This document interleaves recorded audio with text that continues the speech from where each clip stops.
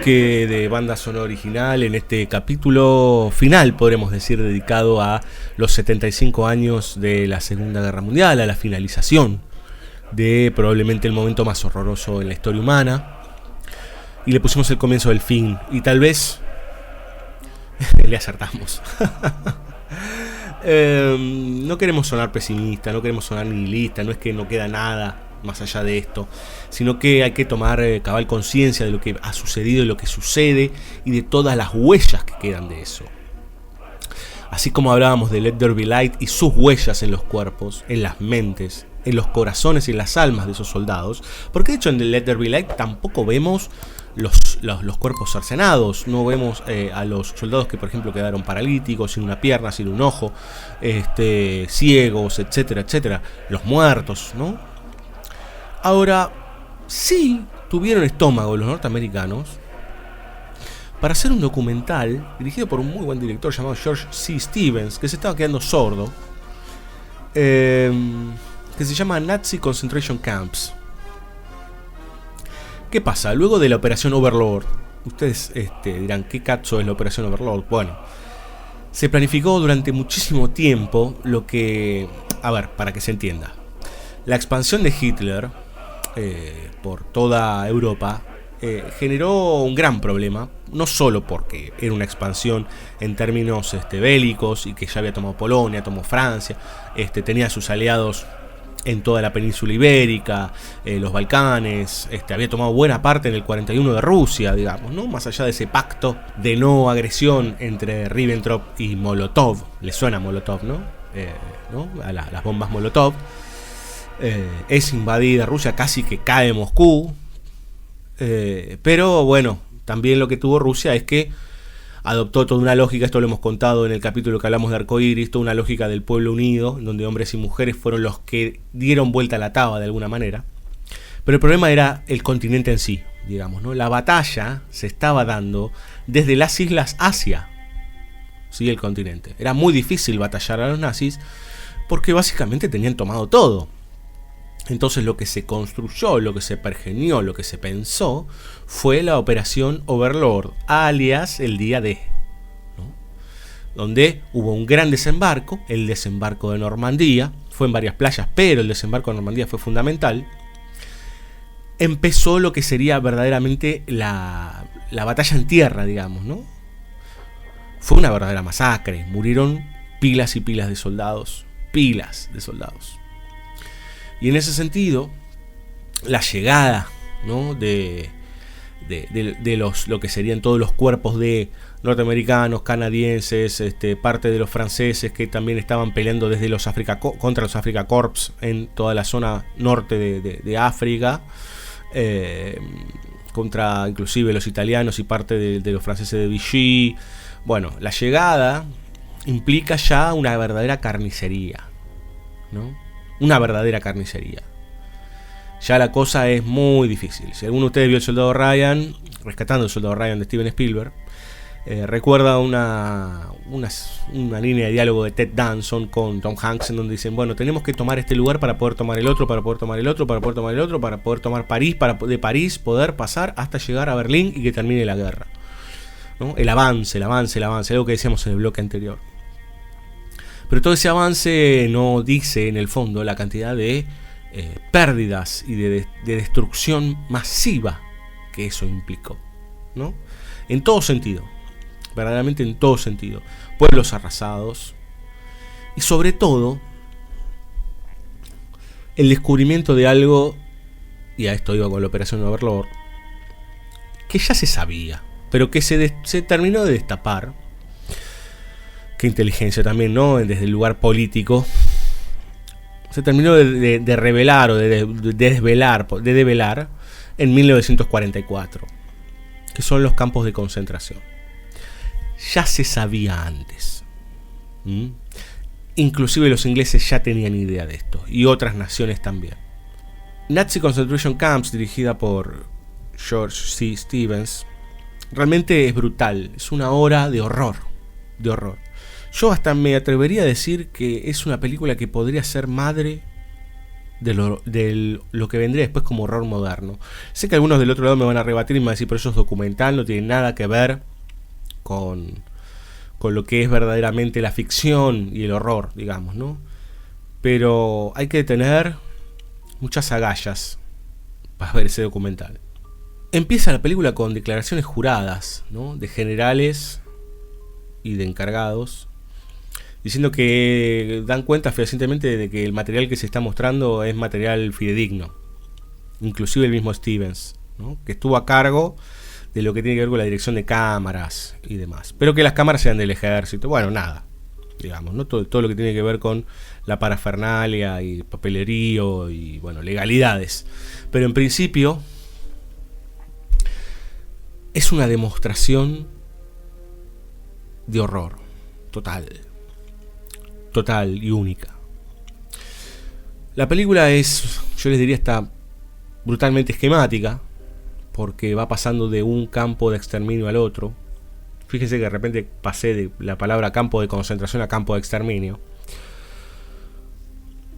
Esto va conectado obviamente con la solución final, que no tiene una fecha exacta, pero que se entiende que ya estaba pactada desde el principio, pero cuando arranca la guerra eso se recrudece, digamos, ¿no? Desde el lado nazi, y se empieza a hacer lo que es la depuración total, ¿no?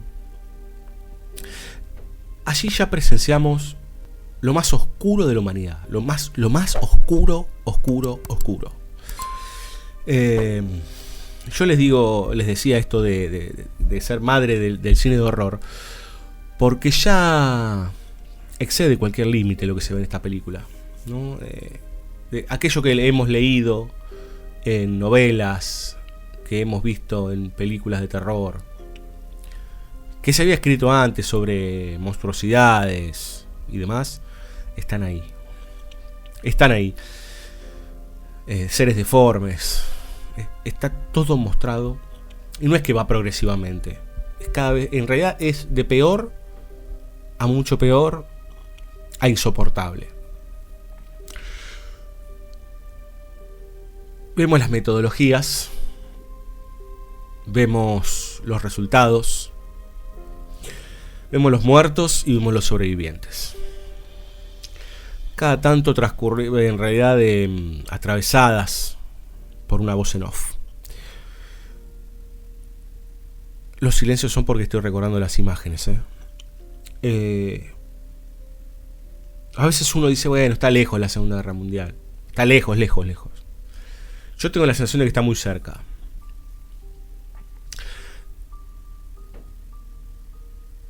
Son tantos, pero tantos los cuerpos que se exhiben en esta película, muertos, mutilados, derruidos, que es intolerable. Es realmente intolerable. Uno piensa, bueno, cuando las ONG te muestran a los chicos del África con hambre, sí, es verdad, sí, está bien. No estoy a favor de las ONG, pero digo, las imágenes son muy potentes de lo que pasa en las repúblicas africanas. Lo que hay aquí no tiene nombre. Porque encima es la acumulación. No son 10, no son 100, no son 1000. Son cientos y cientos y cientos de miles de cuerpos. Es espeluznante. Yo también pienso, es espeluznante pensar la labor de los camarógrafos, la labor de los directores, en este caso la labor de Stevens, de tener que hacer un primer plano de un muerto judío, de una madre, de una niña. Pero no es que están muertos, digamos. No hay nada bello en esta película, digamos. No hay forma de encontrar belleza. Pero realmente lo que uno ve es que hay que tener unos, disculpen el francés, unos huevos grandes como una casa para poder hacer esos planos. Y no morir en el intento. Y no tener pesadillas hasta el último día de tu vida. Yo calculo que, por ejemplo, en estos casos, en estos tiempos en donde los médicos ven cosas horripilantes, o generalmente ven cosas horribles, están un poco más anestesiados, podríamos decir. Pero así todo, yo sé de casos de médicos que después tienen pesadillas, ¿no? Muy brutales a posteriori, muy brutales con los recuerdos de lo que ven. Uno no puede, es inabarcable lo que aparece en los planos de esta película, en las escenas, en Dachau, Auschwitz y otros tantos campos. Debemos ver unos 10, 12 campos de los tantos que hubo, que no fueron 2 o 3, fueron aproximadamente 25.000, de grandes a pequeños, ¿no? Birkenau. Disculpen a veces mi alemán, que es patético, pero hubo un montón. Digo, el más conocido es Auschwitz, pero hubo en Majdanek, o sea, no se extendieron por fuera de Alemania, ¿no? En Majdanek, en Flossenburg, Dachau, como les decía antes, Mauthausen, y puedo seguir un rato largo, Bergen-Belsen, Westerbork, y así, y así, y así, y así. Algunos eran ex instituciones que se habían convertido en prisiones, ex hospitales, ex escuelas. Otros habían sido construidos adrede, caso Auschwitz, para lo que tenía que ver con lo que eran presos políticos y presos raciales, y obviamente exterminio de judíos. Repito, se mataron 6 millones de judíos, pero además se exterminaron gran cantidad de rusos, de propios alemanes, ¿sí?, de franceses, norteamericanos. Las metodologías, y las cuenta un poco la película, son infinitas. Infinitas. Y también dependía un poco de la maldad que había del otro lado, de las ganas de matar que había del otro lado. Porque aparte también es pensemos esto. Si vos empezás a condensar y a condensar presos y a condensar presos y a condensar presos, hay un momento en que no te da más el espacio, no te da más nada. Bueno, la solución final, justamente, tuvo como eje el vaciar espacios, la superpoblación como un problema. En donde entraban 3 metían 15, en donde entraban 15 metían 100, apilados, muertos de hambre. La idea era de concentración a exterminio, con sus diferentes niveles, digamos, ¿no? Había casos en donde los tenían presos o los hacían laburar, y en otros casos los tenían ahí para torturarlos, para matarlos de hambre, o en su defecto para mantenerlos en ese espacio hasta que tuviesen el turno de muerte. Me cuesta, pero tengo que contar las metodologías. La más conocida es la del Ciclón B, que la descubrió un tipo, ¿no? Porque no los podían matar tan rápidamente, decían, bueno, hay que matarlos de una forma rápida. Bueno, cámaras de gas. Los metían en las duchas engañados, las duchas falsas que se muestran en la película, y a partir de engañarlos, cerraban todo, emanaban Ciclón B y morían instantáneamente. No entraban 2 o 3, entraban cientos y cientos. A veces, en algunos casos, de algunos campos de concentración, mataban de a 1000 tipos por día. En un campo de concentración mataban más hombres que mujeres. Mataban, por ejemplo, 250 mujeres por día y 1000 tipos, por dar un ejemplo. Entonces estaba el gas. Pero después hay un problema, ¿no? No alcanza. Bueno, vamos a buscar otras metodologías. Tortura, hambre y algo central, las pestes. Entonces ya no solo se mueren de hambre y por las metodologías propias de los nazis, sino que además empiezan a estar todo este tipo de cuestiones que conviven con las guerras, ¿no? Empezamos por el pie de trinchera y nos podemos abrir al tifus, a las neumonías, a las gripes y todo lo que se les ocurra. Todo lo que se les ocurra, ¿no? También había, obviamente, todo un sistema de castigos. Castigos que ya tenían que ver con, por ejemplo, lo que se hacía antes con el sol, por ejemplo, ¿no? Que se ataba, por ejemplo, acá en América Latina, se ataba a los prisioneros, tiene un nombre que yo no recuerdo ahora, en donde se los ataba de manos y pies y se los dejaba bajo el sol, En este caso, con el frío, ¿no?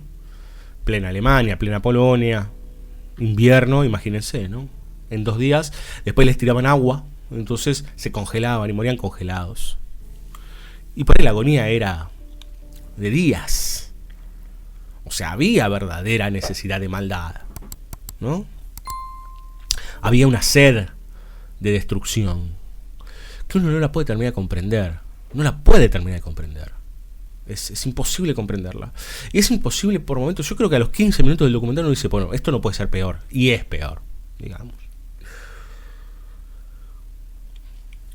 Porque después de todas esas torturas, porque después de todos esos sistemas de muerte, ¿no? Yo les contaba en el capítulo anterior de los camioncitos donde los metían y les ponían el caño de escape y los mataban asfixiados. Bueno, hay diversas formas de matar prisioneros por parte de estos seres, no sé, intolerables.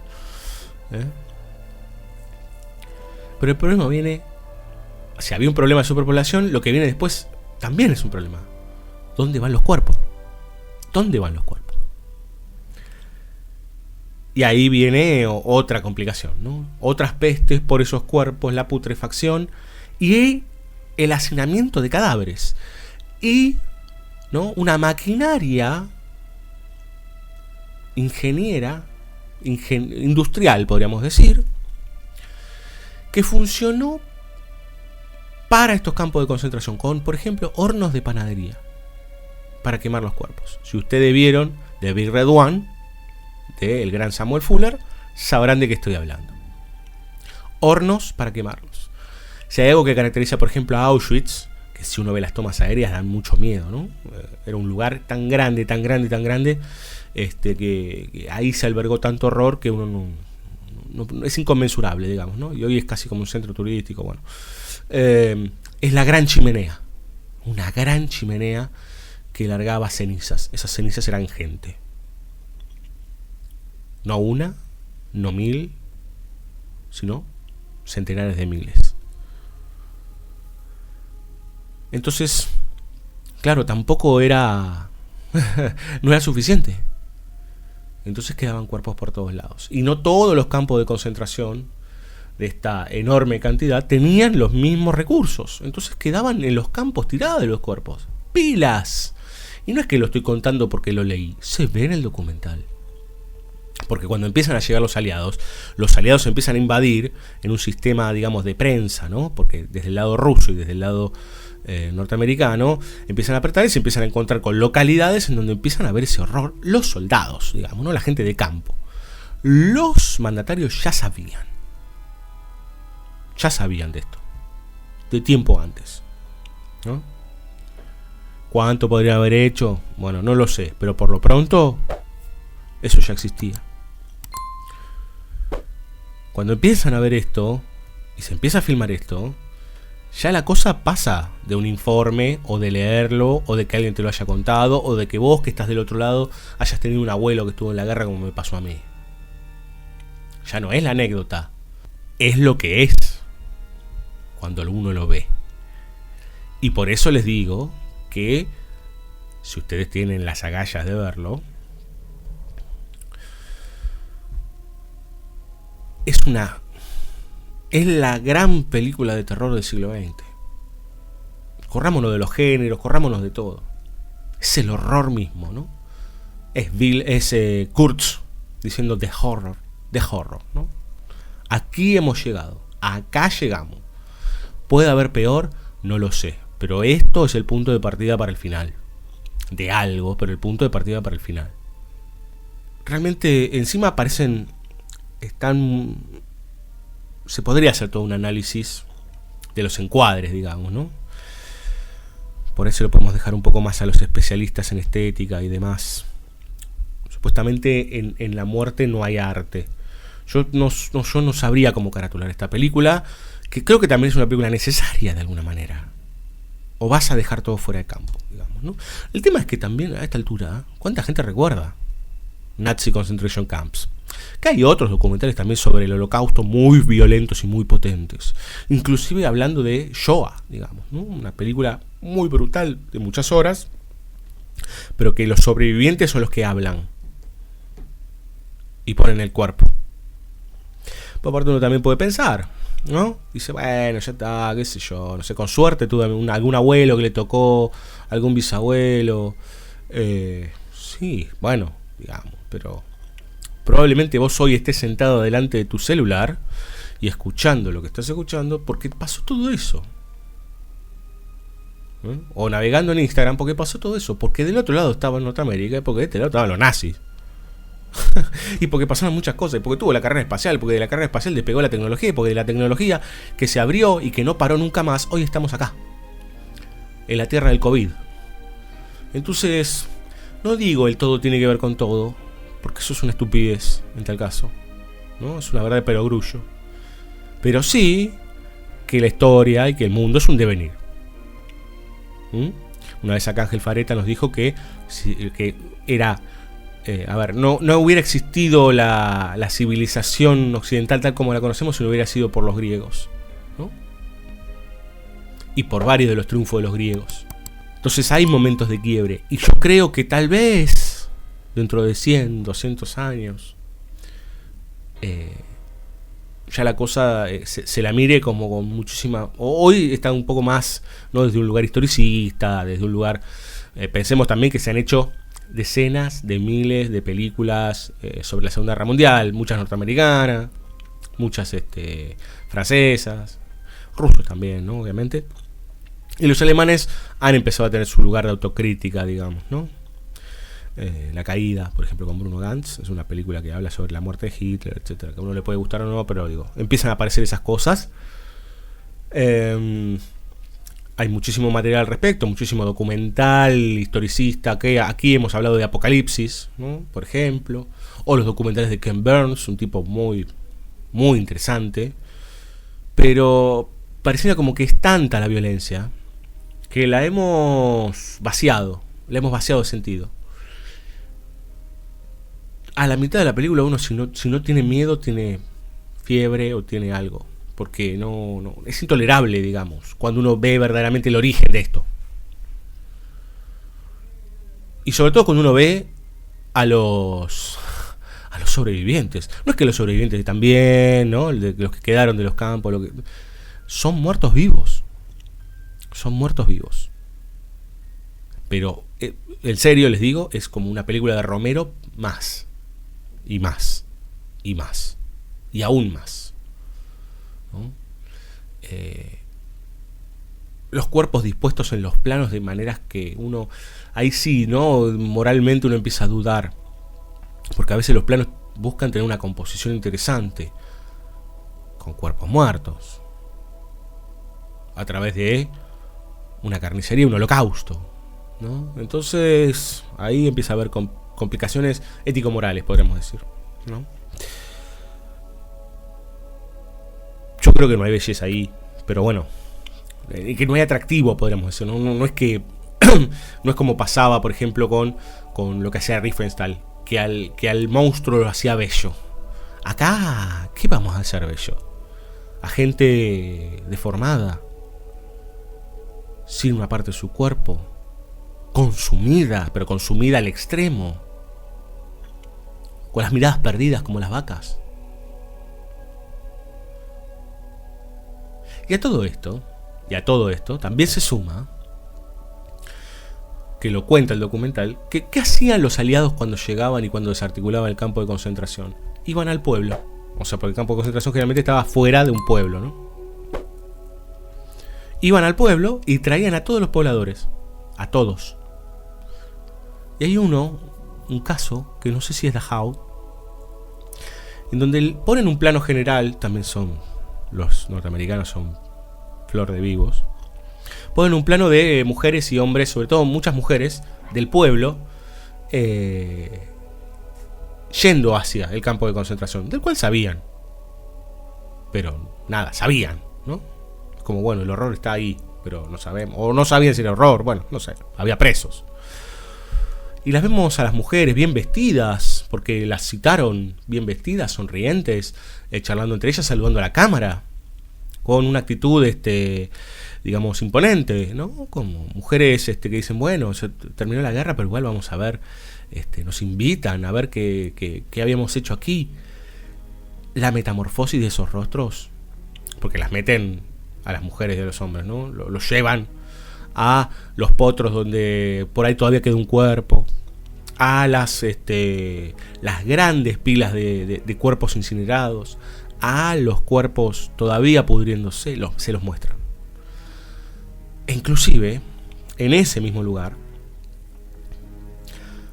aparece otra de las vertientes, que es toda la vertiente científico-genética que trabajaron los nazis. Entonces ahí se muestra algo que es muy famoso, digamos, ¿no? Una lámpara hecha con piel de un judío, pinturas en donde se utilizó piel de humanos para pintar. La película dice pinturas un tanto subidas de tono y grotescas, unos dibujos horribles, muy para nosotros hoy muy tontitos, digamos, ¿no? De una mujer mostrando los pechos y malos dibujos. Cabezas jibarizadas, que eran colección de los generales. Y así podemos seguir, ¿no? Y si esto sumamos, que encima se quedaban con las pertenencias de los prisioneros. Entonces, antes de quemarlos les arrancaban los dientes, se quedaban con el oro. Bueno, el cambio del rostro de esas mujeres, gente que se desmaya, mujeres vomitando, ¿no? Pasaste desde un lugar de yo no sé, yo no fui, yo no hice nada, por algo habrán sido, y qué sé yo, a encontrarte con el horror absoluto, y estaba a un par de kilómetros de tu casa. Y ese es chiquitito comparado con los gigantescos campos de exterminio como el que les decía, ¿no? Treblinka, Auschwitz, ¿no? Bueno, te encontraste cara a cara con la monstruosidad. Ahí, está ahí. Hacete cargo, ¿no? Yo no sé si es sabio o no, yo imagino que es una suerte de retribución, una búsqueda de retribución por parte de los norteamericanos y de los aliados para con los alemanes, con el pueblo alemán que se hacía que se pretendían hacerse los sonsos, digamos, ¿no? Es muy potente ver esa reacción. Es muy potente ver el relato de algunos, por muy poquitos, digamos, ¿no? Pero norteamericanos que habían quedado allí y que pudieron sobrevivir, y de los que les hacían hacer, ¿no? Cuenta la anécdota de un regalo que se había llegado a uno de los campos, que era un campo no tan malévolo, miren lo que estoy diciendo, ¿no? No tan malévolo. Les habían regalado 150 kilos de chocolate. Repartieron 10 kilos entre 2.000 personas. El resto se los quedó el comandante a cargo. Y hasta lo puede haber vendido, hecho guita. Unos hijos de puta. En todo sentido, ¿no? Aguaban la sopa tanto que ya ni siquiera tenía sabor a nada. Era líquido sucio, ¿no? Y encima los experimentos. Esto que les decía, ¿no? Lo de la jibarización. Había un testeo que se hacía de test biológico en donde les inyectaban benzina en las venas. Benzina, con lo que se prenden los encendedores. Benzina. Todo esto, que ustedes dicen, bueno, pará, Diego, un poco, tranquilízate. Todo esto se abre a todos los factores que jugaron en la Segunda Guerra Mundial. Está bien, esta maquinaria de muerte, que fue el nazismo, fue la máxima expresión, pero los señores rusos también tuvieron sus campos de concentración. También mataron inocentes, se la pasaron matando inocentes, arrasando pueblos enteros. También los aliados bombardearon, y con bombas de prueba, bombas de incendio, incineradoras que después van a funcionar en Japón, incineraron ciudades enteras alemanas. Sigo invitándolos a que pongan la palabra Dresde en Google, ¿no? O sea, es esta idea de como el título de uno de nuestros capítulos de hace un tiempo. Es tiempo de retribución. Si estos hacen esto, nosotros hacemos esto peor, y esto peor, y esto peor, ¿no? Digo, ¿podemos amalgamar los campos de concentración con Hiroshima y Nagasaki? ¿Qué necesidad había de Hiroshima y Nagasaki como el punto final? Porque es el momento de la rendición de Japón. Porque ahí, ¿qué pasaba? Para poder tomar Japón, porque ya Estados Unidos había avanzado, Japón estaba muy débil, para poder tomarlo necesitaban 1 millón de soldados para entrar en las islas, porque estaba muy fortificado Japón. Para poder tomarlo en serio. No, dijo LeMay. Bombas. Se acabó. McNamara lo cuenta fantásticamente, de manera fantástica, en la película The Fog of War, ¿no? Que él dice cualquier cosa menos esto, digamos, ¿no? Ya como, bueno, porque el tipo encima hacía cálculos para lo que ellos dicen accuracy, digamos, ¿no? Para que los bombarderos sean mejores. Él estuvo en la Segunda Guerra Mundial y después fue secretario de guerra, creo, de Kennedy. Después fue presidente de... fue secretario de defensa, en realidad. Y después fue presidente del Banco Mundial durante muchos años, digo. Tipo interesante para bien y para mal, McNamara. Pero él cuenta que LeMay, Curtis LeMay, fue el que dijo nuke them, ¿no? Bombas nucleares. 2. Si con esto no se rinden, ya... Y bueno, ustedes conocerán la imagen del hongo, digamos, ¿no? Y todo lo que se habló y pensó y elucubró con esa explosión en el Líbano, en Beirut, que no, parece que no tiene nada que ver, pero bueno, pero que la explosión tiene cierta similitud, pero bueno, no tiene demasiada conexión. Entonces, el horror se expandió mundialmente. Ese horror fue tan voraz, que alguien se tenía que aprovechar, ¿no? Lo que venía después, después de la tabula rasa. Y tal vez fueron los norteamericanos. Y tal vez no solo los norteamericanos, sino los banqueros. Busquen cuando se fundó el Fondo Monetario Internacional, cuando empezó a funcionar la ONU, cuando empezó a funcionar el BID, ¿no? Y se van a dar cuenta que estas reorganizaciones a posteriori, ya no hay imperios, podríamos decir, con la nomenclatura de imperio, pero los hay, pero bueno, no hay imperios sino repúblicas. Las aristocracias han dejado de mandar y empiezan a mandar otras cosas. Y empieza a mandar la liquidez, ¿no? La superproducción. Algunos dicen que después de la Segunda Guerra Mundial las utopías murieron, ¿no? Acá lo tuvimos a Pablo Capán hablando. Y tal vez los norteamericanos... Es cierto que los nazis, por ejemplo, y que los rusos funcionaban en base a una utopía, ¿no? El pueblo ario, o en tal caso la dictadura del proletariado, ¿no? La toma de Palacio de Invierno, etcétera, etcétera, por parte de los rusos, y así otras estructuras. Los norteamericanos, ¿no? Pienso, ¿no? Libertad para todos. ¿Qué libertad para todos? ¿Qué es libertad para todos? ¿Cómo? A tu manera. Entonces ya no es libertad. Si es a tu manera, no es libertad. Se acabó, digamos, ¿no? Y aparte algo que no aclara nadie, que ser libre, ¿qué es ser libre? ¿Qué es rascarme las bolas todo el día? ¿Qué es? ¿Qué es? Porque si en nombre de la utopía los nazis hicieron lo que hicieron, ¿no? Y fueron los papitos de una carnicería absoluta de más de 60 millones de tipos, los norteamericanos, de alguna manera, con toda la parafernalia occidental, porque no vamos a echarle solo la culpa a los norteamericanos porque sería como demasiado, ¿no? Digo, acá unos cuantos han tenido la culpa, e inclusive en estos países como los nuestros, los periféricos, pero no son como generadores de otra utopía que ha matado y sigue matando, esta idea del ideal del progreso. No es otra forma utópica. Hay que progresar, hay que avanzar. El mundo marcha, hay que marchar.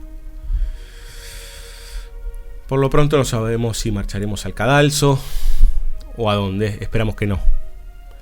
Pero así como Nazi Concentration Camps es una película prácticamente intolerable y que tal vez nos vendría bien para entender que somos pasajeros en esta vida y que si alguien toma la decisión, vos terminás en una pila kilométrica de cadáveres que termina siendo un mejunje con cal empujado por un tractor y tapado con tierra, digamos, ¿no? Sin nombre, sin nada, irreconocible. Bueno, qué sé yo.